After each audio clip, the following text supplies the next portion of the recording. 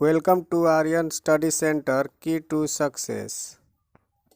Hello friends, नमस्कार। स्वागत है आपका अपना चैनल आर्यन स्टडी सेंटर में। तो फ्रेंड्स, आज हम लोग इस वीडियो में वृत्त के बारे में समझेंगे। वृत्त बनता कैसे है और वृत्त के विभिन्न भागों को क्या कहते हैं, और प्रश्नावली 10.1 के सारे प्रश्नों को हल हम लोग इसी वीडियो में करेंगे।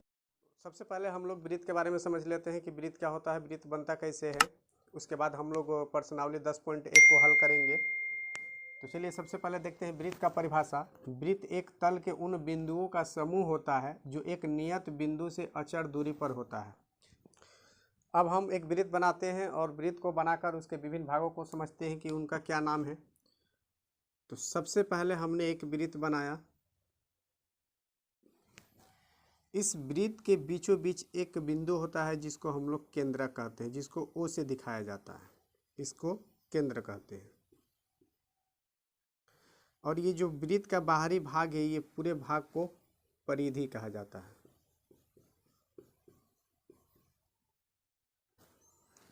उसके बाद इस केंद्रक से वृत्त के परिधि पर कहीं भी एक रेखा खींची जाती है इस तरह से, तो उसको त्रिज्या कहते हैं, या इसको अर्धव्यास भी कहा जाता है। इंग्लिश में रेडियस कहते हैं और इसे आर से दिखाते हैं। उसके बाद परिधि के एक बिंदु से दूसरे बिंदु तक कहीं भी केंद्र को स्पर्श करते हुए जो रेखा खींची जाती है उसको व्यास कहते हैं।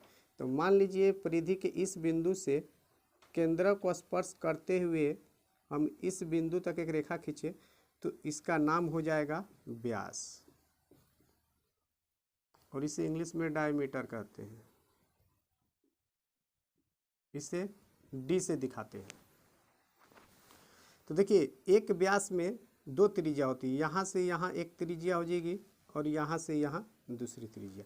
इसका मतलब हो गया कि व्यास में दो त्रिज्या है, यानी डी बराबर 2r होगा। और r बराबर क्या हो जाएगा, व्यास का आधा त्रिज्या होता है, तो व्यास का आधा कर देंगे बटे में 2। तो व्यास और त्रिज्या में ये संबंध है, इसको आप याद रखिएगा। उसके बाद परिधि के एक बिंदु से परिधि के दूसरे बिंदु तक खींची गई रेखा को जीवा कहते हैं, जो कि केंद्र को स्पर्श ना करे।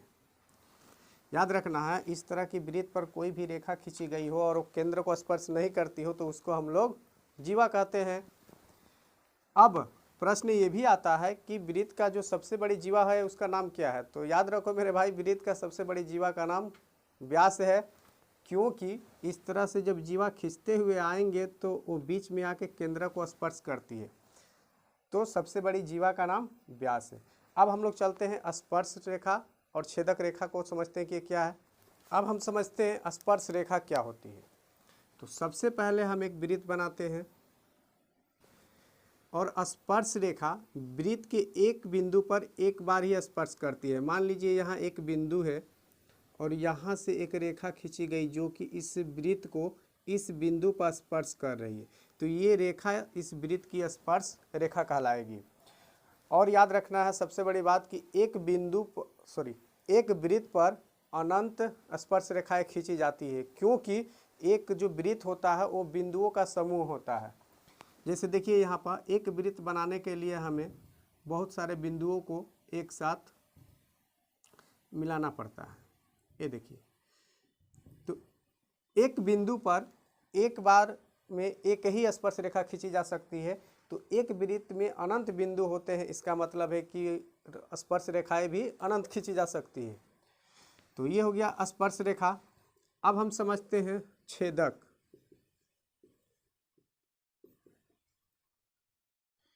तो छेदक रेखा क्या है।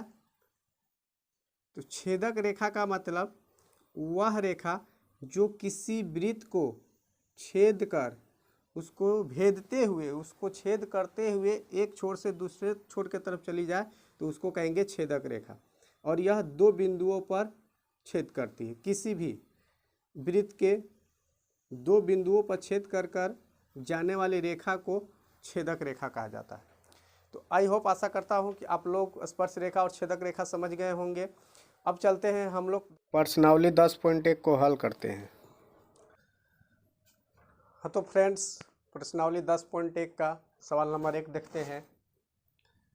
एक वृत्त की कितनी स्पर्श रेखाएं हो सकती है? तो अभी हम लोगों ने शुरू में ही पढ़ा है कि एक वृत्त की अनेक स्पर्श रेखाएं हो सकती है, यानी अनंत बिंदुओं से मिलकर एक वृत्त की रचना होती है। और एक वृत्त पर एक स्पर्श रेखा होती है, तो अनंत बिंदु है तो स्पर्श रेखा भी क्या होगी? अनंत होगी।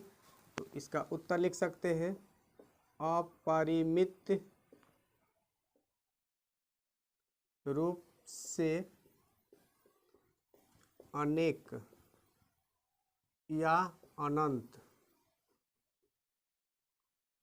स्पर्श रेखा हो सकती है। प्रश्न 2, रिक्त स्थानों की पूर्ति कीजिए। पहला प्रश्न, किसी वृत्त की स्पर्श रेखा उसे डैश बिंदुओं पर प्रतिच्छेद करती है। तो हमें पता है किसी वृत्त की जो स्पर्श रेखा होती है वो उसे एक बिंदु पर स्पर्श करती है। पहला में होगा एक। प्रश्न 2, वृत्त को दो बिंदुओं पर प्रतिच्छेद करने वाली रेखा को डैश कहते हैं, तो इसको छेदक रेखा कहते हैं। हम लोगों ने अभी पढ़ा ऊपर कि वृत्त के दो बिंदुओं पर या दो बिंदुओं को छेदती हुई की रेखा जाती है तो उसको छेदक रेखा कहते हैं। तीसरा प्रश्न है, एक वृत्त की डैश समानांतर स्पर्श रेखाएं हो सकती है। तो हमें पता है एक वृत्त की दो समानांतर स्पर्श रेखाएं हो सकती है। चौथा प्रश्न, वृत्त तथा उसकी स्पर्श रेखा के उभयनिष्ठ बिंदु को डैश कहते हैं, तो इसको स्पर्श रेखा कहते हैं। अब चलते हैं हम लोग नेक्स्ट प्रश्न की तरफ। हम लोग देखते हैं अगला प्रश्न, प्रश्न नंबर 3, 5 सेंटीमीटर त्रिज्या वाले एक वृत्त के बिंदु P पर स्पर्श रेखा PQ केंद्र O से जाने वाली एक रेखा से बिंदु O पर इस प्रकार मिलती है कि OQ बराबर 12 सेंटीमीटर, तो PQ की लंबाई निकालना है। तो चलिए इस सवाल को हल करके देखते हैं। तो सबसे पहले हम एक वृत्त बनाएंगे। इस वृत्त के बीच में क्या होता है? तो केंद्रक होता है, और केंद्रक को हम लोग O से दिखाते हैं। तो इसको साइड में हम लिख देते हैं, इधर O लिख देते हैं। अब कह रहा है कि P बिंदु से स्पर्श रेखा PQ, मान लीजिए यहाँ एक बिंदु है जिसका नाम है P। अब यहाँ से एक स्पर्श रेखा PQ और O से OQ,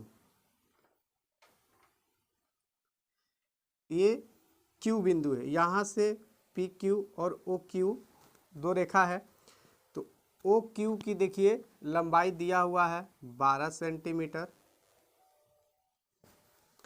और त्रिज्या कह रहा शुरू में ही 5 सेंटीमीटर, अर्थात ये OP की लंबाई कितनी होगी? 5 सेंटीमीटर। तो हमें कह रहा है कि PQ की लंबाई कितनी है ये बताना है। तो देखिए सबसे पहले यहाँ पर ये समकोण त्रिभुज बना, और समकोण त्रिभुज में ये समकोण है 90 डिग्री का, और हमें पता है 90 डिग्री के सामने वाला कोण जो होता है कर्ण होता है। तो कर्ण दिया हुआ है और ये आधार हो गया, तो हमें क्या निकालना है? लंब। तो चलिए निकालते हैं। तो लंब का फॉर्मूला क्या होगा? लंब बराबर अंडर रूट कर्ण का स्क्वायर माइनस आधार का स्क्वायर, यही ना होगा। उसके बाद कर्ण देखिए कितना दिया हुआ है? 12, 12 का वर्ग माइनस आधार ये है 5, 5 का वर्ग, 12 का वर्ग 144 होता है, माइनस 5 का वर्ग 25। अब घटा देंगे, 144 से 25 घटा देंगे तो कितना बचेगा? 14 से 5 घटा दिए 9, 3 से 2 घट जाएगा 1, और ये 119, और 119 का वर्गमूल नहीं होता है। तो देखिए यहाँ पर 119 कहाँ है? यहाँ पर है ऑप्शन नंबर डी में। तो हमारा ऑप्शन नंबर डी सही हो जाएगा। अब चलिए चलते हैं नेक्स्ट प्रश्न की तरफ। तो फ्रेंड्स चौथा प्रश्न है हम लोगों का, एक वृत्त खींचिए और दी गई रेखा के समानांतर दो ऐसी रेखा खींचिए कि उनमें से एक स्पर्श रेखा हो तथा दूसरी छेदक रेखा हो।